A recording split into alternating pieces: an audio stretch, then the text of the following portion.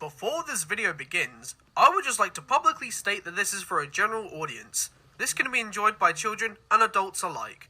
Children under the age of 13 can enjoy this video for the Thomas & Friends brand itself. Teens and adults can also enjoy this video for its production value and nostalgia. Thank you, Mainland Studios. There's 2, there's 4, there's 6 and 8. Shunting, rolling stock, and hauling freight. Red, green, yellow, orange, purple, brown, blue. They're the really useful crew. That's who. All with different roles to play around Tidmouth sheds and far away. Down Gordon's Hill and around some bends, we got Thomas and his friends.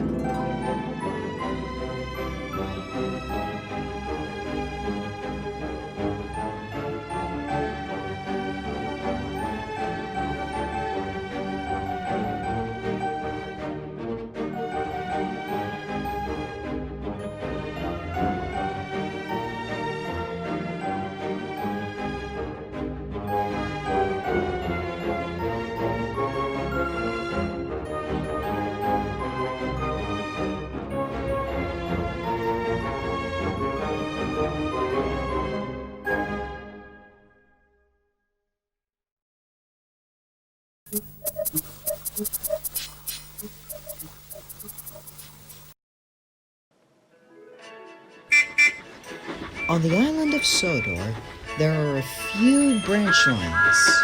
We have the Farquhar branch line, the Brendam branch line,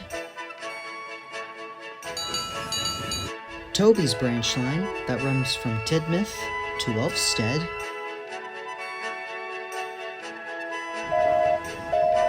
the Little Western, and finally, the Harwick branch line, where Daisy takes the passengers, Ryan takes the goods, and there's a little railboat called Skiff, who does railboat tours along Arlesburg Harbor, both land and sea. He and his faithful Captain Joe did enjoy the smooth sailing, but for a little while now, Skiff looked at some of the engines on land, and he wished that he can go under his own power, rather than using just the wind.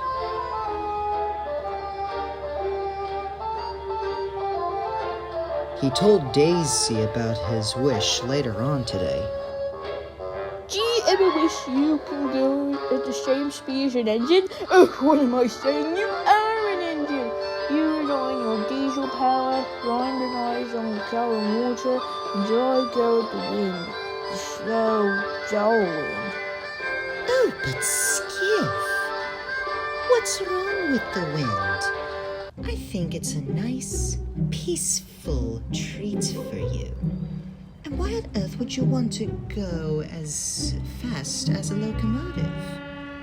I may be a locomotive myself, but I wouldn't enjoy speed. It's bad for my swerves. Later on, Skiff met up with Ryan. Hello, Skiff. You look blue, like the ocean. What's wrong? Skiff told Ryan about his wish to go under his own power, rather than just using the wind and his sail.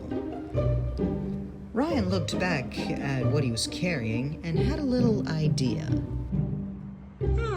Well, a shipment of motors came here today. They're for the dinghies here, but maybe I can sneak you one. Skiff was very delighted at the fact he was going to use his own power rather than the wind.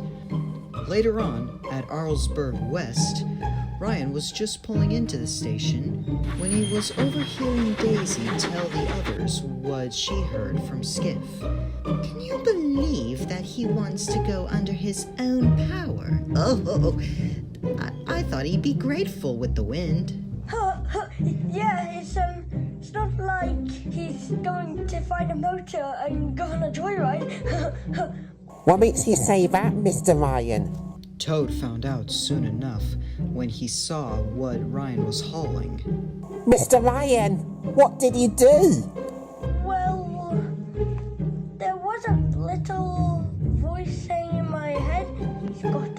boat. Back at Arlsberg Harbor, Skiff's mast was down and the motor was installed. Okay, all set, Captain? I don't know about this. You sure about this, Skiff? Oh, come on, Captain Joe. A simple test drive wouldn't hurt. Captain Joe was still contempted, but Skiff's pleading was persistent, so they gave it a try.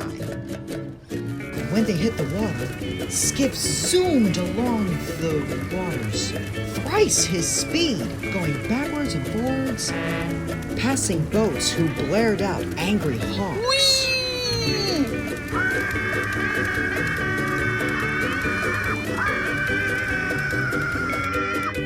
Well, I hope you're happy with yourself, Ryan.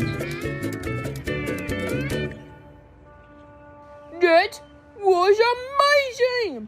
Of course, Skiff had a blast, but Captain Joe still felt unsure about the motor. I'm sure to grow on them. Well, I'm sorry to say, the passengers' reaction the next day was just pretty much the same reaction to Captain Joe. Oh, I feel seasick. No.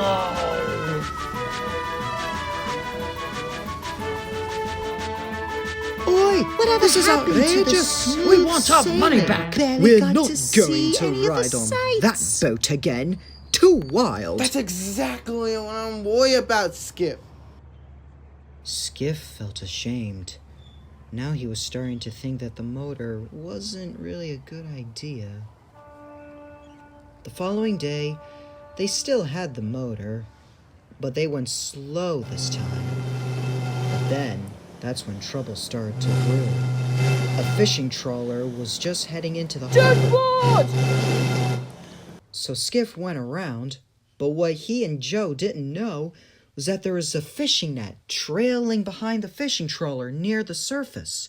Skiff's motor suddenly got caught and was getting dragged behind the fishing trawler. Captain Joe shouted until the sailors stopped the trawler. Later on, a scuba diver had to be called to loosen Skiff from the fishing net. Alright, I've got good news and I've got bad news. The good news is you're free from the net. But the bad news is that there's still some net fragments tangled deep into your propellers. You're still unable to spin your propellers, I'm afraid. We could contact a harbor tug to pull you in. Wait, of course. I'm a sailboat, Captain Joe. We could use the wind. Good idea. I'll set this mast up. Captain Joe set up the mast, and with the breeze of the wind, Skiff blew into the harbor and made his way back up. The first thing tomorrow, Skiff's motor was completely removed, and when the new passengers showed up, they heard about Skiff's old motor and they asked about it. We don't do that here. Good decision, Skiff. Good to see the old you again, Skiff. I can't agree more, Ryan. I much prefer the sailboat, Skiff. Don't we all?